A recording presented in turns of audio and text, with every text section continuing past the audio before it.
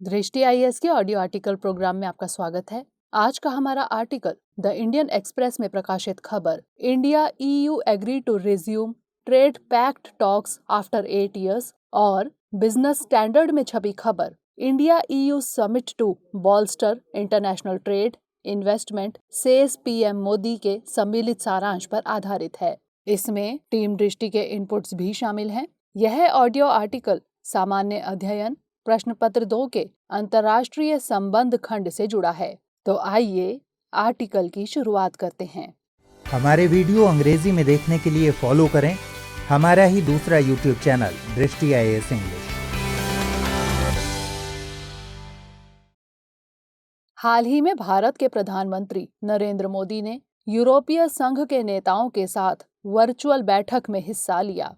इस बैठक का आयोजन सभी 27 यूरोपीय संघ के सदस्य देशों के शीर्ष नेताओं के साथ साथ यूरोपीय परिषद और यूरोपीय आयोग के अध्यक्ष की भागीदारी के साथ किया गया था। यह पहला मौका है जब यूरोपीय संघ ने भारत के साथ यूरोपीय संघ प्लस 27 प्रारूप में एक बैठक का आयोजन किया है। इस बैठक का आयोजन यूरोपीय संघ परिषद के वर्तमान अध्यक्ष पुर्तगाल के प्रधानमंत्री की पहल पर किया गया। करीब 8 साल बाद द्विपक्षीय व्यापार और निवेश समझौते पर मुक्त व्यापार वार्ता को फिर से शुरू करने के लिए दोनों पक्ष राजी हुए। दोनों ही पक्षों ने डिजिटल, ऊर्जा, परिवहन और पीपल टू पीपल कनेक्टिविटी बढ़ाने पर केंद्रित एक महत्वाकांक्षी और व्यापक संपर्क साझेदारी का भी शुभारंभ किया। दोनों पक्षों के नेताओं ने पेरिस समझौते के लक्ष्यों को हासिल करने के लिए अपनी प्रतिबद्धता दोहराई। सवाल है कि क्या भारत यूरोपीय संघ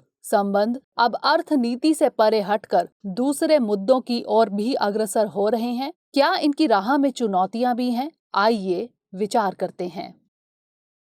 सबसे पहले दोनों पक्षों के संबंधों पर एक नजर डालते हैं। 1960 के दशक में यूरोप के साथ राजनयिक संबंध स्थापित करने वाला भारत पहला देश था। धीरे धीरे यूरोप के साथ भारत का संबंध निरंतर बदलता रहा। 1994 में हुए समझौते ने व्यापार में सहयोग से आगे जाकर द्विपक्षीय संबंधों को मजबूत किया। 2000 के दशक में एक आशाजनक शुरुआत के बाद भारत यूरोपीय संघ की साझेदारी ने राजनीतिक और सामरिक चिंताओं की बजाय व्यापार और सांस्कृतिक मुद्दों पर ज्यादा मुखरता दिखाई। हालांकि यूरोपीय सदस्य देशों जैसे जर्मनी, फ्रांस और यूनाइटेड किंगडम के साथ भारत के संबंध द्विपक्षीय रूप से विकसित हुए, लेकिन इससे संघ के साथ अपने रणनीतिक संबंधों के विस्तार में मदद नहीं मिली। दूसरी ओर यूरोप ने एशिया में अपने प्रमुख भागीदार और बाजार के रूप में चीन पर ध्यान केंद्रित किया। हालांकि पिछले कुछ सालों में वैश्विक स्थिति में बदलाव आया है। अमेरिका और चीन के प्रभाव के बीच यूरोपीय संघ ने महसूस किया है कि भारत के साथ उसका जुड़ाव बेहद अहम है। भारत के सबसे बड़े क्षेत्रीय व्यापारिक साझेदार के रूप में यूरोपीय संघ के साथ भागीदारी के लिए अर्थव्यवस्था और व्यापार प्रमुख है। भारत यूरोपीय संघ का 10वां सबसे बड़ा व्यापारिक भागीदार है। 2018-19 में संघ के साथ भारत का द्विपक्षीय व्यापार 115.64 बिलियन अमेरिकी डॉलर का था, जिसमें 57.17 बिलियन यूएस डॉलर का यूरोपीय संघ को भारत का निर्यात था और 58.43 बिलियन अमेरिकी डॉलर का आयात था।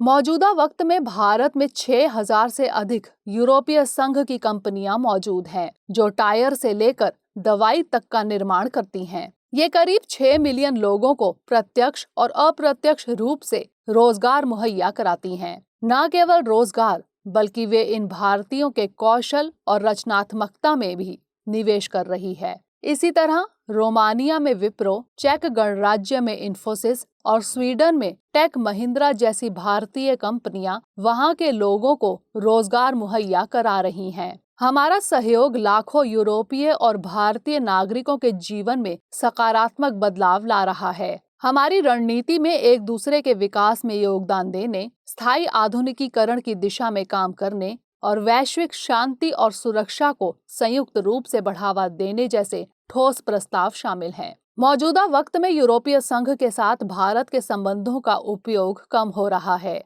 और यह अपनी पूरी क्षमता के आधे तक भी नहीं पहुंच सका है। यही कारण है कि भारतीय विदेश मंत्री एस जयशंकर ने हाल ही में कहा कि भारत और यूरोपीय संघ को वैश्विक परिणामों को आकार देने के लिए मिलकर काम करना चाहिए। उन्होंने कहा कि भारत गहरे सुधारों और गहन परिवर्तन पर ध्यान केंद्रित कर रहा है और जब यह संसाधनों, प्रौद्योगिकी और सर्वोत्तम प्रथाओं की बात करता है तो यूरोप एक स्वाभाविक भागीदार है। उन्होंने कहा, आज मेरा ध्यान दुनिया के लिए भारत यूरोपीय संघ की साझेदारी की प्रासंगिकता पर है। इसलिए एक साथ काम करने की हमारी क्षमता वैश्विक परिणामों को आकार देने में मदद कर सकती है। वास्तव में भारत यूरोपीय संघ संबंधों की एक बहुआयामी प्रकृति है जो वैश्विक भविष्य को आकार देने में सक्षम है।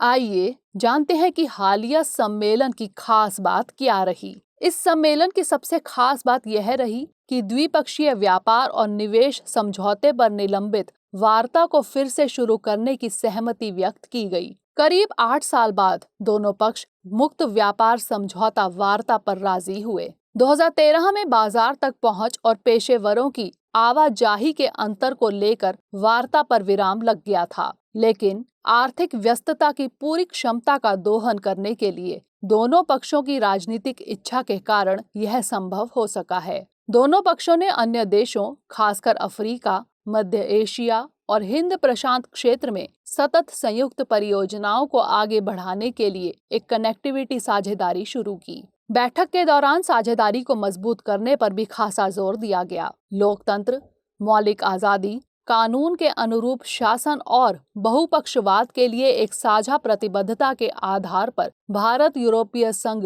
रणनीतिक साझेदारी को और मजबूत बनाने की इच्छा जाहिर की गई। भारत ने कोविड की दूसरी लहर का मुकाबला करने के लिए यूरोपीय संघ और उसके सदस्य देशों द्वारा प्रदान की गई त्वरित सहायता की सराहना की। भारत ने विश्व व्यापार संगठन में वैक्सीन उत्पादन से संबंधित पेटेंट पर trade related aspects of intellectual property में छूट देने के लिए दक्षिण अफ्रीका के साथ अपने संयुक्त प्रस्ताव पर यूरोपीय संघ के समर्थन का भी अनुरोध किया। हालांकि यूरोपीय नेताओं का समर्थन तो नहीं मिल सका, लेकिन अमेरिका ने इस प्रस्ताव का समर्थन किया है। इसके अलावा भारत और यूरोपीय संघ ने डिजिटल, ऊर्जा, परिवहन और लोगों के बीच संपर्क बढ़ाने पर केंद्रित एक महत्वाकांक्षी और व्यापक संपर्क साझेदारी का भी शुभारंभ किया। यह साझेदारी सामाजिक, आर्थिक, राजकोषीय, जलवायु और पर्यावरणीय स्थिरता एवं अंतर्राष्ट्रीय कानून एवं प्रतिबद्धताओं के सम्मान के साझा सिद्धांतों पर आधारित है।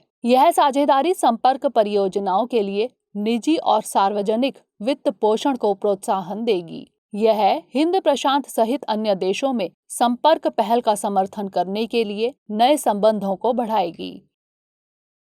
पुणे मेट्रो रेल परियोजना के लिए यूरोपीय संघ से 150 मिलियन अमेरिकी डॉलर के वित्त अनुबंध पर भी दस्तखत किए गए। इसी तरह पेरिस समझौते के लक्ष्यों को हासिल करने की प्रतिबद्धता दोहराई गई और COP26 के संदर्भ में वित्त पोषण सहित कार्यान्वयन के साधन प्रदान करने पर भी सहमति बनी। भारत ने coalition for disaster resilient infrastructure में शामिल होने के यूरोपीय संघ के फैसले का स्वागत किया है। साथ ही साथ डिजिटल और उभरती प्रौद्योगिकियों जैसे 5G, आर्टिफिशियल इंटेलिजेंस, क्वांटम और हाई परफॉर्मेंस कंप्यूटिंग पर द्विपक्षीय सहयोग बढ़ाने के लिए भी दोनों पक्ष राजी हुए। गौर करने वाली बात है कि यूरोपीय संघ का संबंध सिर्फ हमारे साथ मधुर नहीं है, बल्कि कई यूरोपीय देशों के साथ चीन के भी बेहतर संबंध हैं। यही कारण है कि इस संबंध की राह में कई चुनौतियां भी हैं। सवाल है कि इनकी राह में क्या चुनौतियां हैं। यह सम्मेलन उस समय आयोजित हुआ है जब दोनों साझेदार कई मोर्चों पर चुनौतियों का सामना कर रहे हैं। मौजूदा वक्त में भारत और यूरोपीय संघ दोनों कोविड-19 के दबाव में हैं, जहां उनकी संबंधित अर्थव्यवस्थाओं पर बड़े पैमाने पर प्रहार हुआ है और उनकी स्वास्थ्य देखभाल प्रणाली गंभीर दबाव में है। मौजूदा वक्त में भारत तो इस चुनौती से जूझ ही रहा है। इससे पहले इटली, फ्रांस और ब्रिटेन जैसी शक्तियां भी इससे दो चार हो चुकी हैं। दूसरी चुनौती चीन को लेकर है। दोनों ही पक्ष अपने अपने तरीकों से मुखर चीन के उत्थान से उभर रही कई चुनौतियों का सामना कर रहे हैं। यूरोपीय देशों से चीन का संबंध भारत के लिए सिर दर्द साबित हो सकता है। यूरोपीय संघ चीन शिखर सम्मेलन इसी का एक पहलू है। हालांकि भारत यूरोपीय संघ सम्मेलन ने इसके विपरीत एक संयुक्त वक्तव्य तैयार किया है और यूरोपीय संघ भारत रणनीतिक साझेदारी रोड मैप को भी अपनाया है। ऐसे में सवाल है कि आगे की राह क्या हो। बीते कुछ सालों में भारत यूरोपीय संघ के संबंध अर्थनीति से हटकर दूसरे मुद्दों पर चर्चा के साथ रणनीतिक बन गए हैं। भारत यूरोपीय संघ के बीच आतंकवाद, साइबर सुरक्षा, विज्ञान और प्रौद्योगिकी, जलवायु परिवर्तन और पर्यावरण, विदेश नीति सहित अन्य मुद्दों पर 30 से अधिक संवाद तंत्र हैं। ब्रुसेल्स में एक भू राजनीतिक कर्ता के रूप में उभरने की कोशिशों के बीच भारत कई मामलों में एक प्राकृतिक भागीदार है। भारत दक्षिण एशिया और हिंद महासागर से परे एक विश्वसनीय पार्टनर के रूप में भी उभर रहा है, जिसने यूरोपीय संघ को अपनी परिधि से परे देखने का मौका दिया है। यूरोपीय संघ 2018 में इंटरनेशनल सोलर अलायंस का हिस्सा बना। वह 2019 में भारत द्वारा शुरू किए गए आपदा रेजिलिएंट इंफ्रास्ट्रक्चर प्रोग्राम के लिए गठबंधन में भागीदारी को भी आगे बढ़ाना सुनिश्चित कर रहा है, ताकि यह तय हो सके कि बुनियादी ढांचा जलवायु परिवर्तन के अनुकूल हो। दोनों क्षेत्रीय मुद्दों पर भी करीब से सहयोग कर रहे हैं। हालांकि इतना कहना ही काफी नहीं होगा कि भारत और यूरोपीय संघ प्राकृतिक साझेदार हैं। जिन क्षेत्रों और प्राथमिकताओं पर प्रकाश डाला गया है, उन पर ध्यान केंद्रित करने की जरूरत है। प्रमुख प्राथमिकताओं में से एक भारत यूरोपीय संघ मुक्त व्यापार समझौता है, ताकि दोनों पक्ष संतुलित व्यापार और निवेश समझौते की जरूरत को समझ सके। इसके लिए दोनों ही पक्षों को लचीला होना होगा और सेवाओं के लिए बाजार पहुंच जैसे मुख्य मुद्दों को पहचान कर एक सामान्य आधार ढूंढना होगा। इसमें कोई दो राय नहीं कि भारत यूरोपीय संघ के नेताओं की बैठक ने सामरिक भागीदारी को एक नई दिशा प्रदान की है। साल 2020 में आयोजित 15वें भारत यूरोपीय संघ शिखर सम्मेलन में कुछ अहम प्रारूप तय किए गए थे। ऐसा माना जा रहा है कि इन प्रारूपों को वर्ष 2025 में लागू करना मील का पत्थर साबित होगा। इसके अलावा दोनों पक्षों के बीच एक ऐसे व्यापक व्यापार समझौते की जरूरत है जो न केवल मजबूत नियमों का संकलन हो, बल्कि वस्तुओं और सेवाओं के व्यापार तथा निवेश की बाधाओं को भी दूर करता हो। पारस्परिक विश्वास, लोगों के आवागमन और कनेक्टिविटी को सुविधाजनक बनाने से आपसी रिश्तों में सुधार हो सकता है और नवाचार एवं विकास के अवसर पैदा हो सकते हैं। यूरोपीय संघ और भारत के बीच उन्नत व्यापारिक सहयोग से इनकी रणनीतिक मूल्य श्रृंखलाओं में विविधता आ सकती है और इनकी आर्थिक निर्भरता खासकर चीन पर कम हो सकती है। आइए अब नोट करते हैं आज का सवाल। भारत यूरोपीय संघ के संबंध अर्थनीति से हटकर दूसरे मुद्दों पर चर्चा के साथ रणनीतिक बन गए हैं। परीक्षण कीजिए।